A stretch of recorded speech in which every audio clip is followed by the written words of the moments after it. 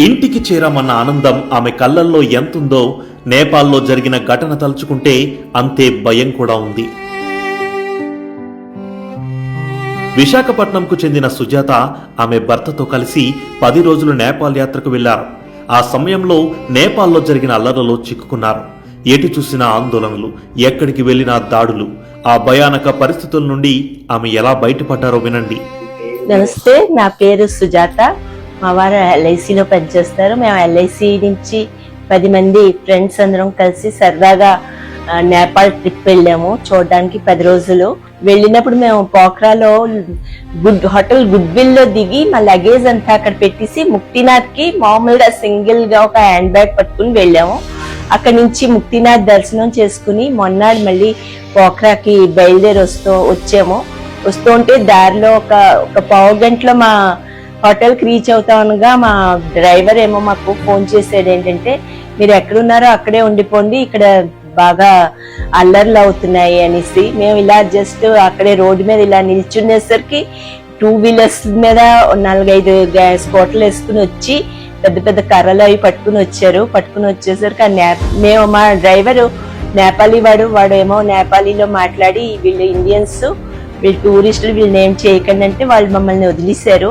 వచ్చి అప్పుడు ఆ రాత్రి మేము హోటల్కి వచ్చి చూసేసరికి పూర్తిగా హోటల్ అంతా కాలిపోయి ఉంది. అప్పుడు వెంటనే మా ట్రావెల్స్ అతనేమో వాళ్ళని ఇంకో హోటల్కి మాకు వెళ్ళమని చెప్పి ఏర్పాటు చేశారు. మేము అక్కడ ఆ హోటల్కి ఆ రాత్రి వెళ్ళేసరికి 9:30, 10 అయిపోయింది. బాగా హెల్ప్ చేశారు.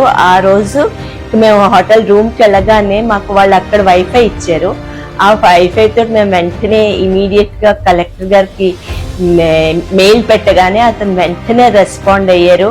ఇండియన్ ఎంబసీని కాంటాక్ట్ చేసాం, వాళ్ళు కూడా రెస్పాండ్ అయ్యారు. అక్కడి నుంచి పొద్దున్నుంచి వాళ్ళందరూ మమ్మల్ని మానిటర్ చేస్తూ ఎవ్రీ 2 అవర్స్ కి మాకు ఫోన్ చేస్తూ మీరేం టెన్షన్ తీసుకోకండి, మేము మీతో ఉన్నాం, మీకు అన్ని మేము చూసి పెడతాం అనేసి వాళ్ళు ఎప్పటికప్పుడు రిపోర్ట్ ఇస్తూ మమ్మల్ని ఎప్పటికప్పుడు ఎలా ఉన్నారు అనుకుంటూ ఆ రోజంతా మమ్మల్ని చాలా మానిటర్ చేశారు. మళ్ళీ మాకు చెప్పారు ఏంటంటే లోకేష్ గారు ఇలా మాట్లాడుతున్నారు, మీరందరినీ మేము జాగ్రత్తగా తీసుకొస్తామని. మళ్ళీ లోకేష్ గారు మాట్లాడారు. మేడం అనిత గారు కూడా మాతోటి మాట్లాడి ఎవ్రీ 2 అవర్స్ కి మాకు మానిటర్ చేస్తూనే వచ్చారు. మొన్నటి పొద్దున్నే మమ్మల్ని 8 o'clock కి పోఖ్రా ఎయిర్పోర్ట్ కి రమ్మని రెడీగా ఉండమన్నారు. మాకు స్పెషల్ చార్టర్ ఫ్లైట్ ఏర్పాటు చేసి మమ్మల్ని 10 మందిని అందులో తీసుకుని చాలా జాగ్రత్తగా కాఠ్మండూ తీసుకొచ్చి దింపారు.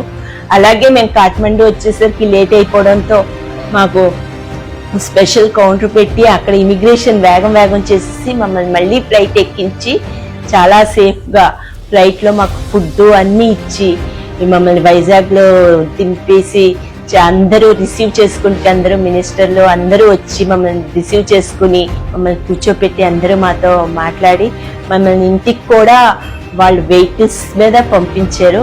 ప్రపంచంలో ఎక్కడ తెలుగు వారికి కష్టం వచ్చినా మొట్టమొదట స్పందించే వ్యక్తుల్లో నారా చంద్రబాబు నాయుడు గారు ముందుంటారు. నేపాల్ ఘటనలో తెలుగు వారు చిక్కుకున్న వార్త తెలియగానే వారిని సురక్షితంగా ఏపీకి తీసుకొచ్చే బాధ్యతను మంత్రి నారా లోకేష్ గారికి అప్పగించారు. యుద్ధ ప్రాతిపదికన అక్కడ చిక్కుకున్న తెలుగు వారిని సంప్రదించి వారికి ధైర్యం చెప్పి ప్రత్యేక విమానాన్ని ఏర్పాటు చేసి వారందరినీ సురక్షితంగా తీసుకొచ్చారు.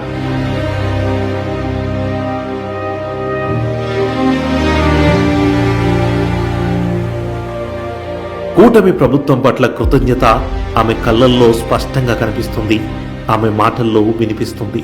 చాలా thanks to Lokesh and Bharat గారికి, అందరికీ, మా టీం అందరికీ మా తరఫు నుంచి చాలా థ్యాంక్స్.